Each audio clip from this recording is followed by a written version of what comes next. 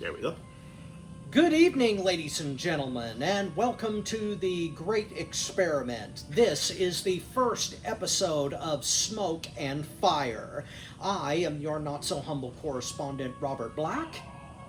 And I'm Tony Motown Allen.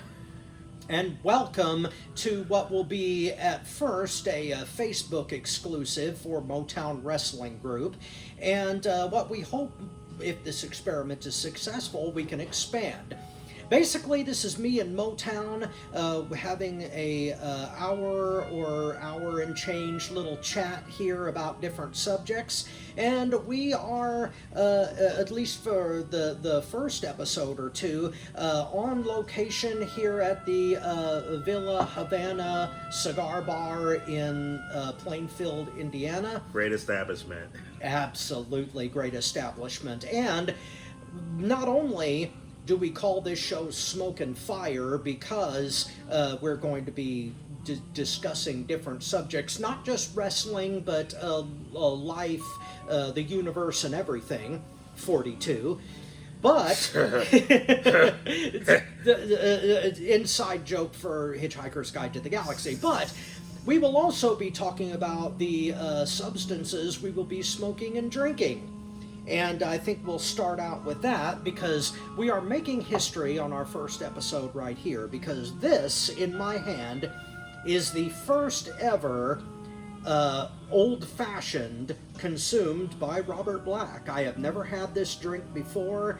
It's Jack Daniels for an old-fashioned, and it has simple syrup and Angostura bitters and a orange peel at the bottom for a garnish, and it is a surprisingly smoky drink. I think it's that way because I told them to put Jack Daniels in it as opposed to another bourbon. Yeah. But no, this is a first for me. I have never had an old-fashioned. It is smoky and sweet. It's really nice. That's pretty cool. And myself, not really history for me, but it's kind of like going back in time. And anybody that's watching this and know me for many years, y'all know I love my Hennessy. I absolutely love my Hennessy. But I'll be honest with you, kind of put Hennessy down for a bit. I've been drinking more Jameson lately than Hennessy. Probably since I've been in Indianapolis. I've been here for like 4 years. So for the last at least 3 years, I've been strong on the Jameson and everything, though. But they had a different Jameson. They didn't have mine. So I went back to my old reliable Hennessy. So a little revisit on history for me. And oh god. Well, see, they were trying to give you some of the more high-priced stuff, but I don't blame you for switching to the Hennessy. Yeah, I mean, at that point, I might as well go back to my Hennessy. Exactly. And my beer, of course. Yes, and that is Michelob Ultra, which is a very good choice of beer, especially if you are familiar with the Chicago area. Now, you were born and bred there. I lived there for 10 years, from 01 to 2010. I was there from tell my age, from the time I was born in 73 until, honestly, I left the first time back in 2004. That's when I went to St. Louis. I was living in St. Louis for 6-7 years. Went back to Chicago in 2010. I remember this because I was working for the census when I first got there in 2010. Then I went to U.S. Cellular, and then I've been here in Indy since COVID, so since 2020. Cool. We moved here November 2020, smack dab in the middle of COVID. Wow. Well, that's a hell of a time to move, but, you got to do what you got to do. Now, did you go to college in St. Louis, or was that just a move for a job? That was a move for a job. I was working at a place called Mobile Solutions, and it was one of those things where, the manager made pretty good money, and I was doing really well as a manager in Chicago. Started off in Ford City, went to Orland Park, ended up in fucking Chicago Ridge, opened up a location there, and then there was an opportunity to become a regional manager. But that's required me going to St. Louis. Funny story. I gotta tell you how this shit went. Go ahead. So, basically, going from a manager to regional manager is a huge pay increase. I went there January 2004. I had just got married August 2003. So this was like literally during our honeymoon stages of my marriage. Wow. And it was like, hey, I'm about to go to St. Louis for a bit. Told my mom when I'm doing it and everything, and she didn't want me to go. I'm like, I'm sorry, Mom, 6 figures. About to make six figures. I'm out of here. Yeah. Get to St. Louis, and it was supposed to be I'm going on there for like 3, maybe 6 months or so, which I knew they were going to try to keep me, and things went well. And then I had a talk with my manager, and my manager was like, hey, we want to offer you a permanent spot in St. Louis. They wanted to bring me back and demote me because there was no regional spots with that pay in Chicago. So I would have came back. It was like, you making this no more, you going back to making this, which was the agreement. But it's like, if you want to keep making this, you can stay there and continue to make this. I'm like, okay, I'll take it. I'm like, I'll take it. Yeah. And he was like, whoa, you don't want to ask your wife first? I'm like, I'm going to let her know what I'm doing. Okay, to be fair, for 6 figures in 2004, 2004? yeah, Like- it's better to ask forgiveness than permission. Go home and say, hey, honey, guess what? We don't need to move. Isn't that wonderful? Right. Cheers. To money. Mm-hmm. Old fashions are good. I'm feeling this already. But yeah, but definitely St. Louis. St. Louis is different than Indianapolis, though. I did like my time in St. Louis, though. But St. Louis is more like it's a great place to visit. I love going to visit, though. But I enjoy living in Indy way more than I did in St. Louis. Really? Yeah. Is it an atmosphere issue? I think it's an atmosphere. It's a culture thing. It's a money thing because like if I was getting paid off in Chicago, but they don't. The money here is a lot better than it is in St. Louis. St. Louis is actually expensive. Indianapolis is, for my standards, because I grew up in Chicago, is not a huge city, but it's bigger than St. Louis. Yeah, that's true. So it's like I kind of got more of a city feel without being in Chicago because trust me, I ain't moving back to Chicago. Fucking traffic, fucking winters, fucking shootings. I dealt with 9 Chicago winters, and that was enough for me. I mean, okay, I lived in Edgewater. Okay, yeah. And I was I was 2 blocks off of Sheridan on Catalpa.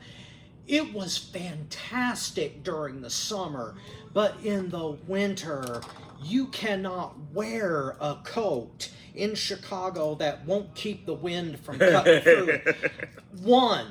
One coat I had, and I used it for work. It was a big a trench coat overcoat, like you put over a suit coat. Yeah. And I was working at the Hallmark of Chicago, which they have renamed to something on Lakeshore North. It was a seniors residence, and I was I was the weekend doorman and third shift concierge. Okay. And when I was working at the door, they had me wearing my blazer with a Prussian colonel's cap. And the best, one Christmas I asked for a trench coat to cover it all up, and that was the warmest coat I ever had in Chicago because it came down below my knees and it kept everything out. That was the only winter coat that ever worked in that wind. They'll get good winter gear. Honestly, here's the crazy thing too: snow brushes. If you live in Indianapolis, St. Louis, somewhere else, don't buy a fucking snow brush where you live. If you go to Chicago, get it in Chicago because the ones in Chicago are made better. Yeah, because everybody knows the snow sucks in Chi-Town. Yeah, like when I lived in St. Louis, I had a little cheap ass snow brush, and I didn't think, and it wasn't cheap. That's the sad part about it. It was just made cheap. It wasn't cheap, motherfucker. I was in fucking Chicago for like visiting. Goddamn thing broke. Oh God, that reminds me of the last New Year's Eve that I spent in Chi-Town. I went up there to visit. And I was a friend of mine was still living up there, and I wanted to spend New Year's Eve with him and his husband. Okay. And what happened was I had forgotten to bring a scarf with me, and the wind was so cold that my ass remembered like that. I mean, the second I got downtown out of the bus and that wind just hit in 10 below degree temperature, I remembered that scarf. And I didn't wear scarves and face masks for years until I moved to Chi-Town. We're talking winters that a guy I used to work with said that he was colder in Chicago than he was in Alaska. And that was 50 below zero. I believe it. It's a different type of cold. Like, they said that this shit put some hair on your chest. No. That wind smacking your ass off of Lake Michigan, downtown Chicago, they had shit like it. I don't think my girlfriend has experienced that yet, but she going to one day just to see the look on her face when that wind hits. Yeah. But I'm about to light up my Cohiba. I cannot remember what kind of cigar this is, but I am going to maybe save it for a... Well, no, I'll do it now, because this is the inaugural episode of Smoke and Fire, and I want to bring the smoke as well as the fire. Or the fire as well as the smoke, depending on how you make your old-fashioned. But that one, and just so you guys know, Angelo's the one that's like up here right now. Angelo is my person here that always take care of us. You're actually smoking the Villa Havana Robusto cigar right now. Oh yes, the Robusto. Yeah. Sorry about that. Oh, okay, you're good. I smoke so few cigars. I only smoke a few a year, and so using the clipper is a mystery.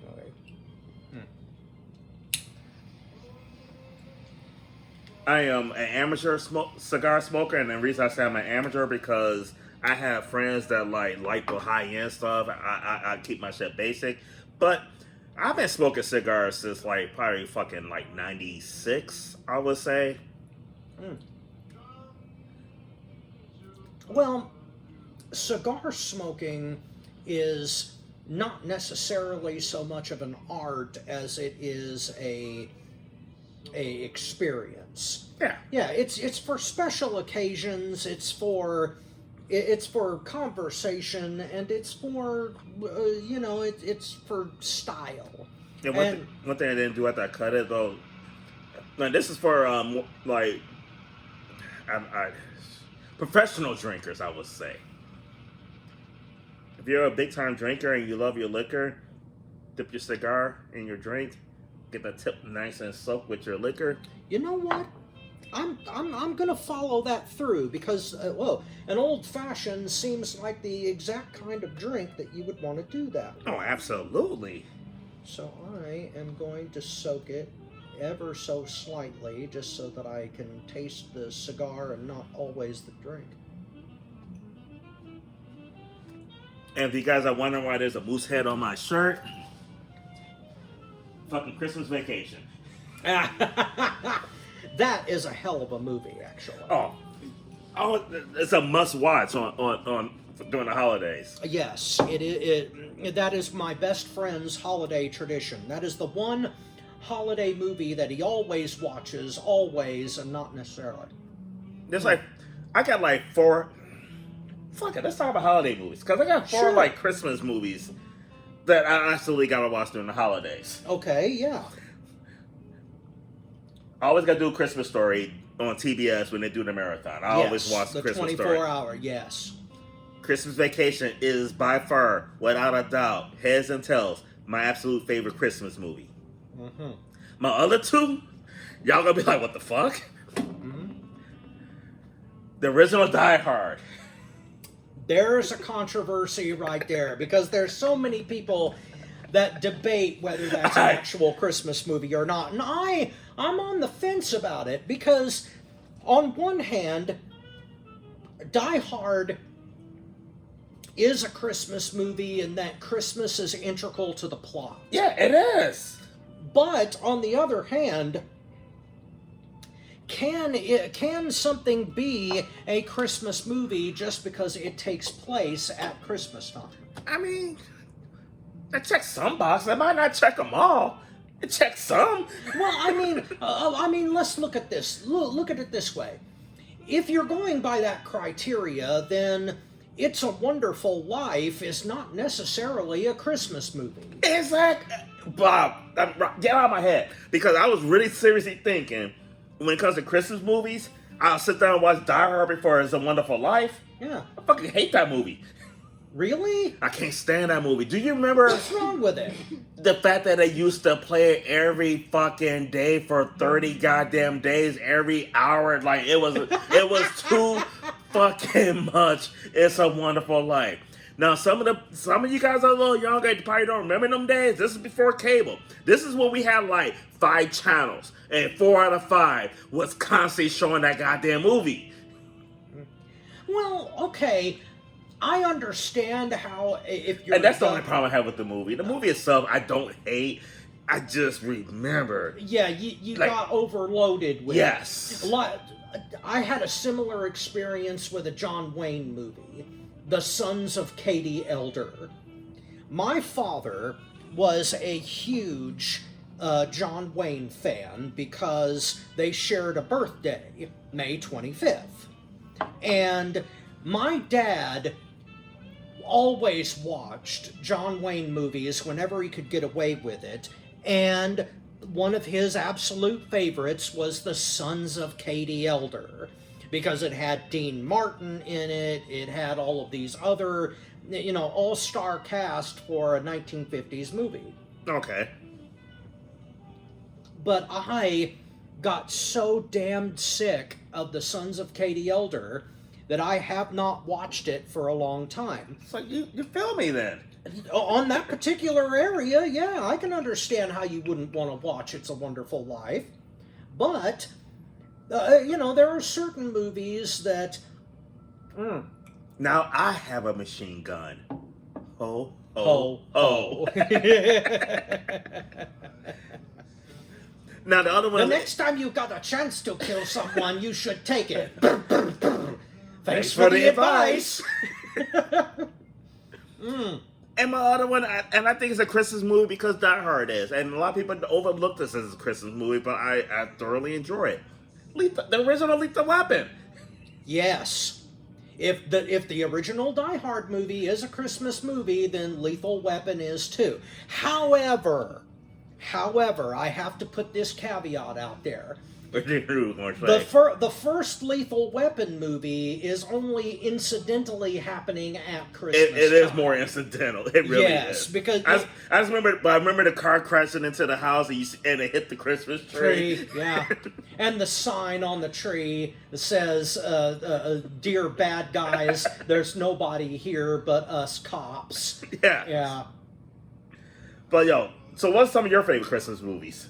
Well, in our house, we had a one traditional movie that we always watched, and it was the 1970s version of Scrooge, the musical. And, okay. Yeah, I mean,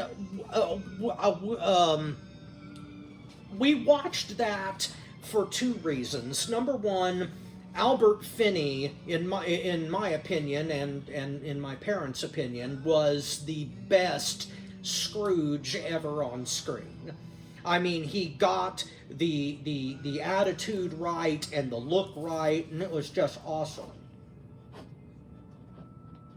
So, Scrooge from 1970, and, we liked musicals in our family.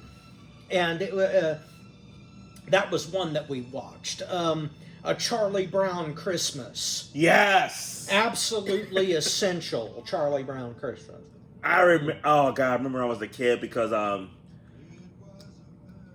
did we get TV Guides back in the day in the mail? Yes. Okay.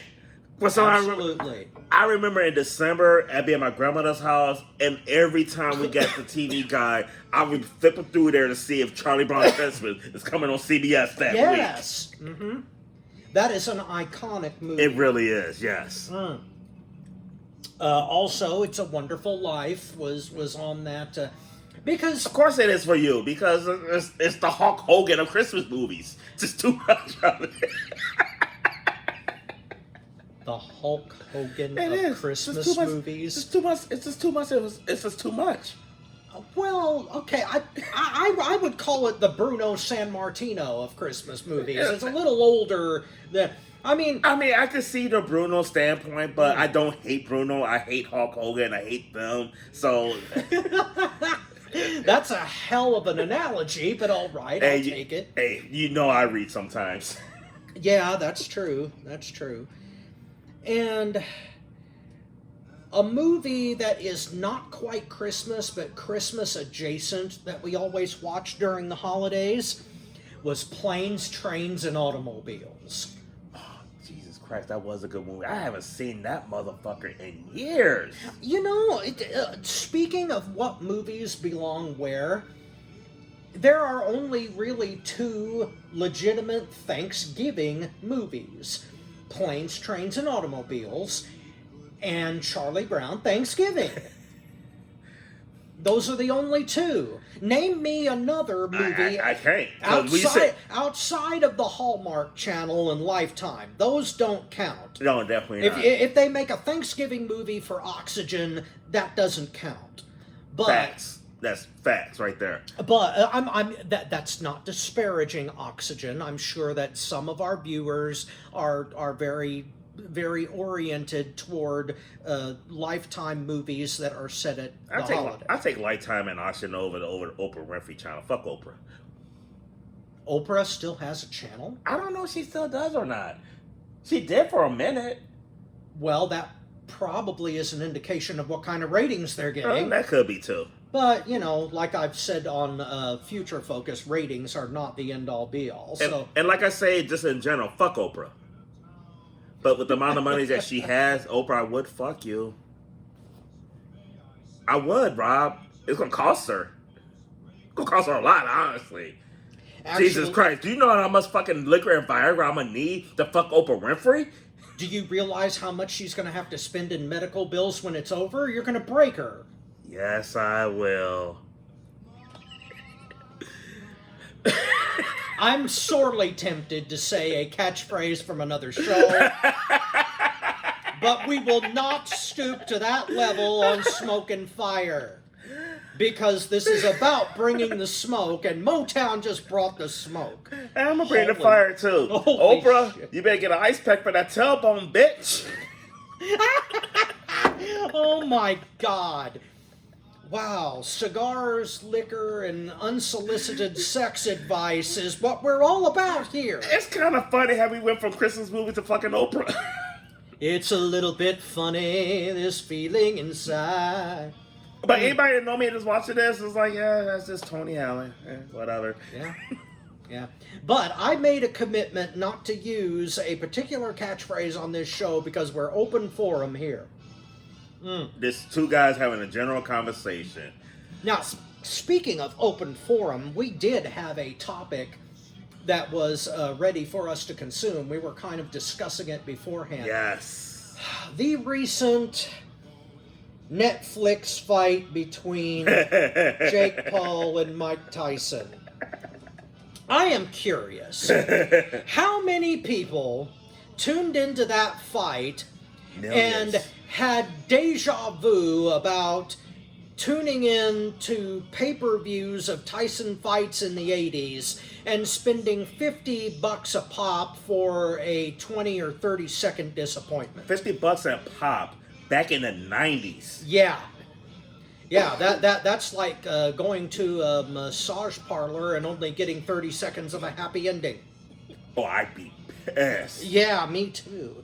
But see, that's why I didn't watch Tyson fights in the day. But this one... we're the opposite then, Rob. I used to have Tyson fights parties.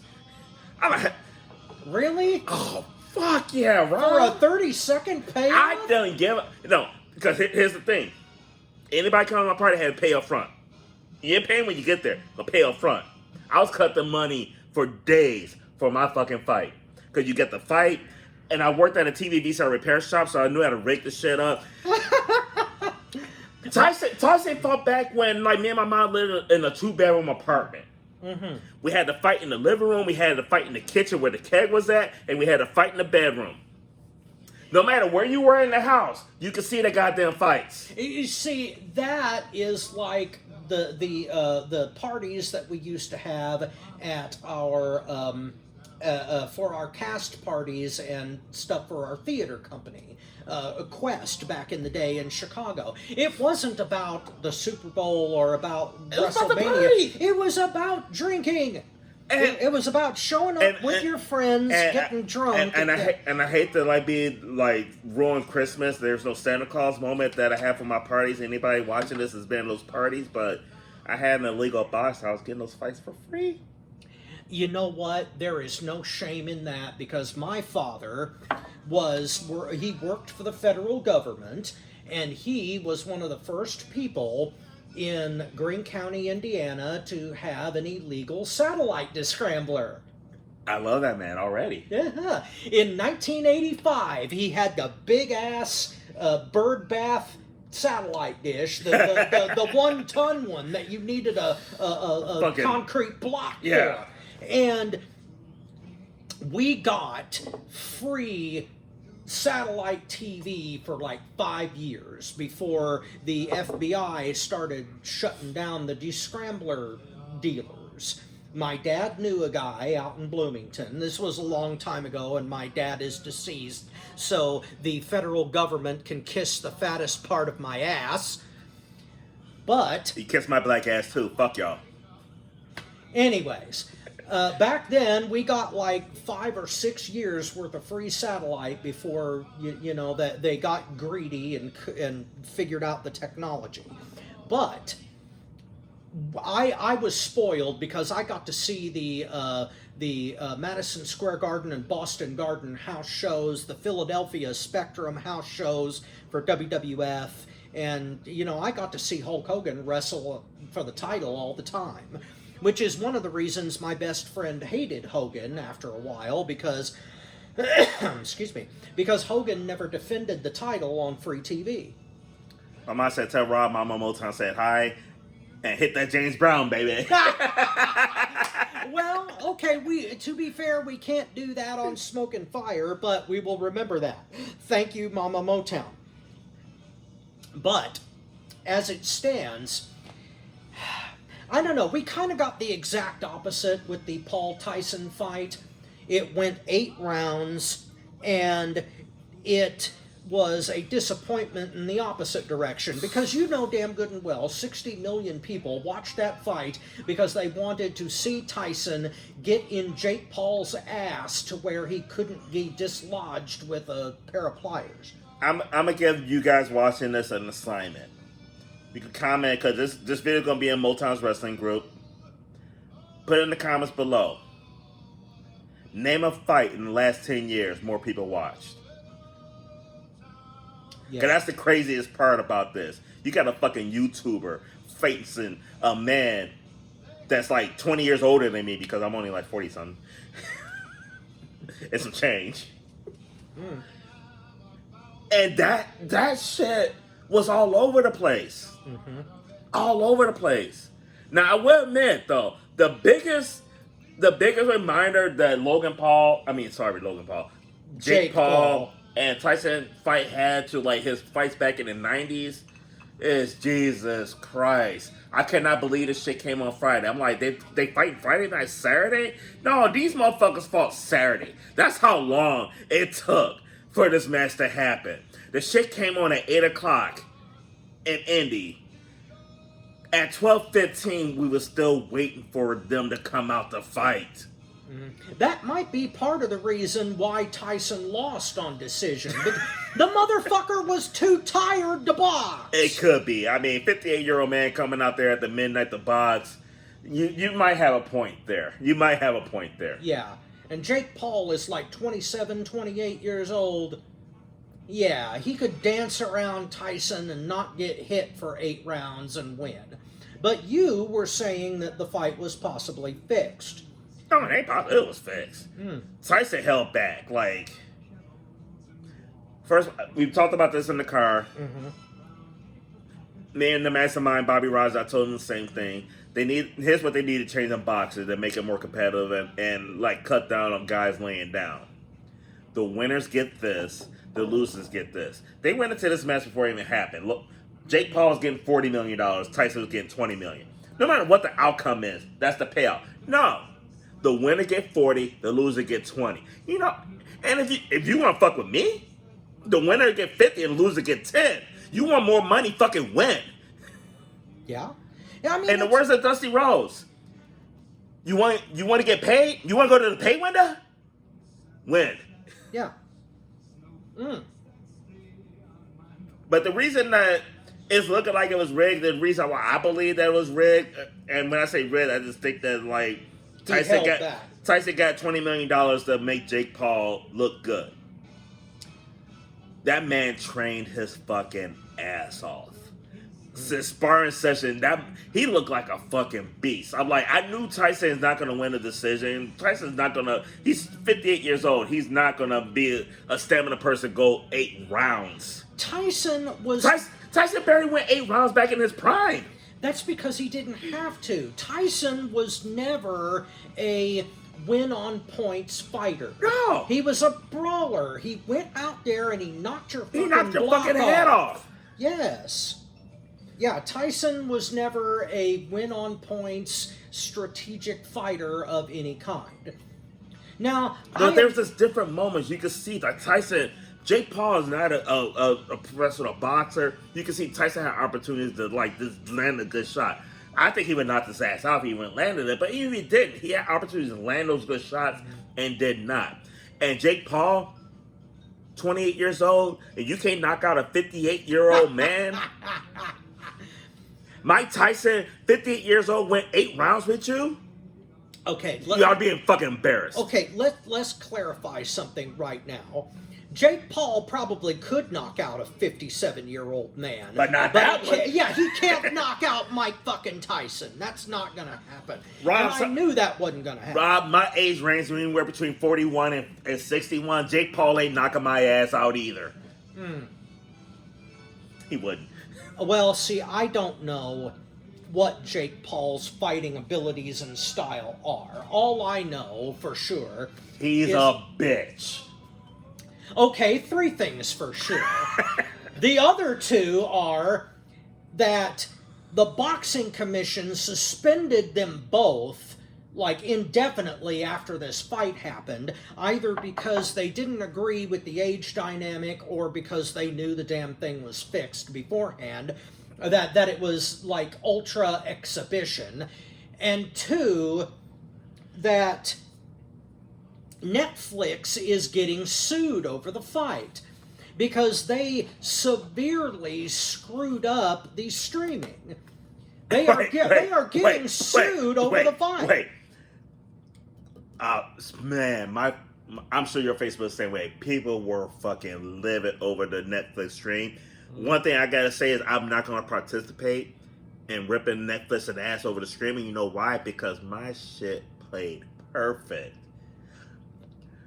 Well, I want to say I'm in that 10% that had no problems. And Netflix, I love you, and I'm gonna defend you. You know why I'm gonna defend you? Because I don't want no issues later. Fuck them motherfuckers complaining about you. Put my shit up. It's about me. Actually, I have a theory about this, and this might hold weight because it was a live stream. During live streams, you can dip in and out depending on what part of the program you're more interested in.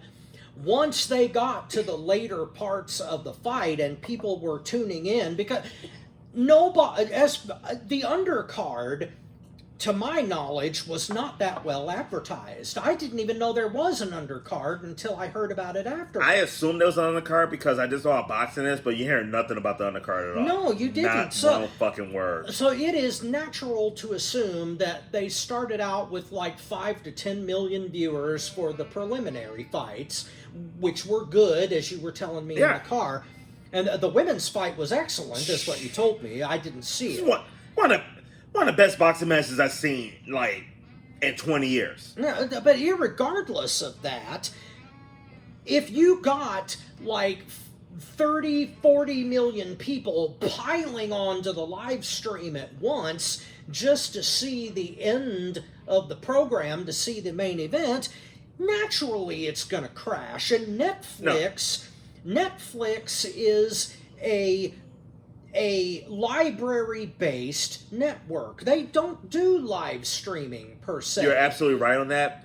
But here's the other problem, and this problem is not a Netflix problem. It's more like a user problem. Netflix knows how many people should be watching based off subscriptions. They should, yes. The problem is so many people share. That's the problem. That's the problem with the streaming. Mm-hmm. Too many people sharing their logins, though. So, like, Netflix expected, like, okay, you got an individual account or you got a family. I know you can pay a little extra to have multiple people view, which most people don't, but they just give their logouts to other people, though. Mm-hmm. People, I think the streaming sucked because too many people gave out their username and password for Netflix, and motherfuckers are watching it that wasn't paying for it. Well, that is possible. I mean, I don't know how Netflix counts their number, because when it comes to live streaming and when it comes to streaming channels in general, they don't share that information. No, they don't. Especially if their numbers suck. If they are getting killed and nobody's watching anything, then they're not going to tell you that nobody's watching it because that's bad for their business. So we'll never know for sure whether somebody was watching on their own shit or watching on somebody else's and just piggybacking, and that's how they got to 65 million. But irregardless, we're talking about a streaming service that's going to be streaming Raw live. See, that's another thing. This whole thing was part of an experiment to see if they could handle. And yes, considering that they're getting sued over their performance, that leaves me with two conclusions. A, they're not ready to host Raw. Which is the fucking January. It's like a little bit over a month away. Yes. Yes. Like, if it was like, okay, we're going to get Raw in June, we did this shit now, we got plenty. They ain't got time to work out these bugs. No, they don't. And that leads me to another conclusion. These damned rumors, and this might be a spoiler for tomorrow, but the rumored wrestling match between Mike Tyson and Logan Paul at WrestleMania 41. Rob, this ain't a rumor. It's a spoiler. Yeah, it's a spoiler that gives me diaper rash. I can't wait. I could wait an eternity for this. I would. It'll be better than Jackass. By how much? By a lot, honestly. That shit sucked. Okay, that wasn't even a match. It was an abomination. It was an offense against man and God. That was a WWE pulling Vince McMahon and shitting on our faces. Yeah, but this potential match, possible spoiler here, the only reason that they're having that, or even talking about that match, is to save Netflix ass. Because that deal is basically so that media whore Logan Paul can give Mike Tyson his win back. And that might have been part of the deal to begin with. Tyson throws the fight against Jake Paul to make him look good, and so Logan Paul is going to lay down for Mike Tyson at WrestleMania to make him look good. You're right and wrong all at the same time. And the reason why I say you're right and wrong at the same time, it had this match. This rumored match is a spoiler. I think that was in the works even before the lawsuits and anything like that. Because immediately after the match, he called out Logan Paul. Okay. They had no idea there's going to be lawsuits. They had no idea about the streaming service, but they planted the seed right then and there. This match was scripted as a setup for that match at WrestleMania. Well, you may be right about that, but still, that's a and it's kind of fucked up, though, because in all honesty, what makes more sense to me would be for Mike Tyson to knock out Jake Paul and use that to set up him losing to Logan Paul at WrestleMania, because And hear me out on this, Rob. Hear me out. I know you hate that idea, but hear me out on this. I'm gonna have to order another of these just to get through. Jake Paul is a bitch. He's a dollar store Logan Paul. I know you're gonna see the match. Logan Paul is way more talented than Jake Paul. Yes, he is. It would have made more sense for Tyson to knock out Jake Paul to set up the Logan Paul match and let Logan Paul get that win, because Logan Paul, in all honesty, they had more invested in him as far as wrestling goes, as far as sports. They had more invested in Logan Paul, so let Logan get that win. It shouldn't have been Jake. It should have been Logan. He is more talented than Jake. Jake's a pimple in my butt cheeks. I don't think there is enough alcohol that I could consume to bring that idea home to my heart. Oh my God. Oh.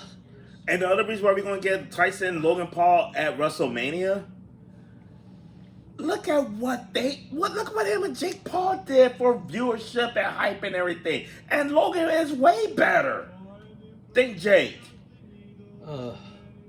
That makes me... I mean, the prospects for WrestleMania 41 at this point. Man, and as he runs this down, we're on two opposite ends of the spectrum. We are, but that's what smoke and fire is about. Oh, without a doubt. We bring the fire, we bring the smoke, but my God in heaven, I am not looking forward to that. I'll get into that more on FTW Future Focus tomorrow, but oh my God, am I not looking forward to the prospects of 3 potential matches at WrestleMania 41. One involving the potential fall of Ric Flair's 16-time record. That's a rumor. Not claiming that. It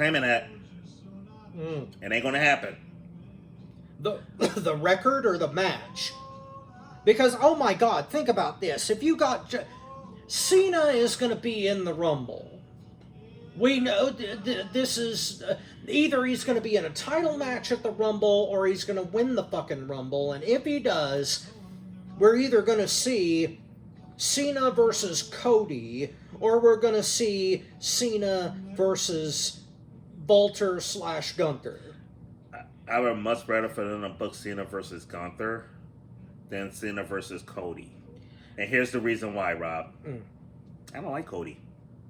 Sick of Cody. Okay.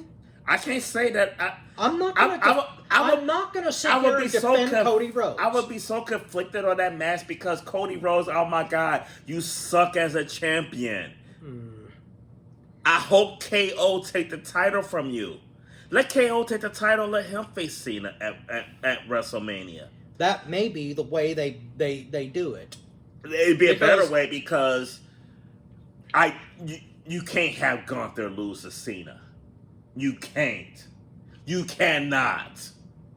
You cannot. I don't care how you're looking, Rob. You cannot. You know why you cannot? Because he's the ring general. Gunther got more... Well, we don't have no thank you for joining us here, so I'm going to throw this out there. Gunther got more wrestling talent in his fucking nutsack than Cena possessed in his entire goddamn body. In his whole fucking career. And that's a fact. I have said this to Mastermind several times before. I'm going to say it to you right now. You and I have this insane thing in our brain called fucking logic. WWE Creative is devoid of that. So, the louder you say that shit, the more likely it is that they're gonna feed fucking Cena. They're gonna feed Cena fucking Gunther. The only thing worse than The Rock taking the title off of CM Punk with the fucking people's elbow would be Cena beating Gunther. And the only thing worse than that will be Roman versus Rock, because that is going to possibly happen too. And I'm going on record that is going to... That ain't a rumor. This is a spoiler. We are getting it. Well, actually, no. It's definitely... Actually, no. I take that back. That is a rumor right now because I don't know what's going on with Rock right now. because SAG, that's what's going on with Rock. but from the one rumor out there is like he's not available for WrestleMania. He's probably doing a shitty movie during WrestleMania. Yeah, he could be. But then again, he is warming his ass with Vince McMahon's board chair for TKO. So... It ain't the first time that The Rock's ass been worn by Vince McMahon in one way or another, though, so... Again, I will not use other shows' gimmicks. Oh my god. Well... That means you're getting Motown uncensored. Smoke and Fire, ladies and gentlemen, first episode. And speaking of which, how are we doing on time? Well, we got time for like a quick subject, so I think that we might hit the Miracle Whip mayonnaise Okay. discussion to close this bitch out. Well, see, this is your subject, so I will let you introduce it and I will chime in, because this is an interesting cultural subject here that we kind of breached in the setup for Smoke and Fire, so you go ahead and introduce it. Well, you said it's my segment, but it's come up, though.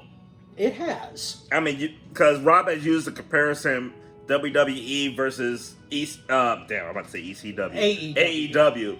Miracle Whip versus mayonnaise. Yes. Okay, well, here, go ahead. Okay, I'm gonna set this up for you guys. Me and my lady was having a conversation, and she wanted some mail. I'm like, it's in the fridge right there. And my fridge is Miracle Whip because Miracle Whip's is shit. But she wanted mayonnaise. Mm-hmm. Mayonnaise. That's like picking Starbucks over Dunkin' Donuts for coffee. Who does that? Well, listen. There's precedent for that. No. Diss me on your show. Now, well, no. Let's clarify here. Dunkin' Donuts is good shit. America runs on Dunkin'. Oh, absolutely. Okay, but here's the thing. Miracle Whip was introduced in 1933 during the Great Depression as a substitute, a cheaper substitute for actual mayonnaise. It was cheaper? Yes. Miracle Whip was a cheaper substitute for mayonnaise during the Great Depression because Miracle Whip was made by originally it's technically salad dressing, but it was used as a mayonnaise substitute for sandwiches because it uses less eggs and less oil, and it puts in a little bit more sugar and more spices. That's why Miracle Whip is sweeter than mayonnaise, because Tastes better. Yeah, according to the USDA, you cannot classify Miracle Whip as mayonnaise because it's missing essential ingredients in mayonnaise. It's missing essential oils and other things that would make it. But over the decades, over the last 90, 100 years or so, Miracle Whip has become more expensive than mayonnaise because it's more popular, which is ironic considering the original use. Now, years ago, I made the comparison that Miracle Whip is to Sports let me get it right. Again, old-fashioned. I'm feeling it a little bit. Sports entertainment is to professional wrestling as Miracle Whip is to mayonnaise. They look the same, they're used the same by the same people, and are packaged and marketed the same, but one is missing the essential ingredients that would make it the other. And I like Miracle Whip because we had both in our household at various times. I've done both too. Like I prefer Miracle Whip or mayonnaise, but I'm not gonna be like, oh, I'm not gonna eat that sandwich because mayonnaise on it. Unlike some people who won't eat a sandwich because Miracle Whip on it. Well, you see that no, but both can be delicious. Oh, both are. Just like Dunkin' Donuts and Starbucks can both be scrumptious shit. The problem is, from my point of view, is that when you have Miracle Whip every Monday night for 20 years straight, you're going to want some fucking Hellmann's. And Hellmann's or Duke's or whatever kind of mayo. I mean, even Kraft mayo. And Kraft owns both Miracle Whip and... so they win both ways. But even like General Market mayonnaise, the kind of shit that you get at Walmart where they switch the label and you could buy it for $2 cheaper, even that is... sometimes you want that deep mayonnaise flavor. And, even if you're making potato salad for the holidays, you want mayonnaise, not Miracle Whip, to make that potato salad. Because it's a different spice palette. You want an eggy and oily more texture to it to cook with. You don't want Miracle Whip for that. But after, if you've had the same thing for years upon years, you want something different. And that's part of the reason why I love AEW. It's my Hellmann's. Hellmann's is Hulk Hogan. Always bringing it back to the Hogan hate. Well, and if I say Hellmann's is Hulk Hogan, you know what Miracle Whip is. It's the Nature Boy Ric Flair. Give me 2 claps and a Ric Flair. Woo! Space Mountain. Oldest ride, longest line. And I know about being long. I don't. I'm partly Irish. Oh, well, sorry. And on that note, well, yes, I appreciate your sympathies. And on that note, I think we can end our first episode of Smoke and Fire. Let us know if this was a successful experiment. Definitely. Because this was a very fun little get-together, and we've got more to come. Please leave your comments, whatever, share your feedback. If you want us to discuss other things, share it in the comments. We will. I'm all for, hey, what you guys want us to talk about, we'll talk about. Absolutely. Give us advice, give us comments, and, give us clicks, because Motown Wrestling Group is a great place to discuss wrestling and more. So, on behalf of Tony Motown Allen, this is your not-so-humble correspondent saying cheers. Welcome to Smoke and Fire, baby.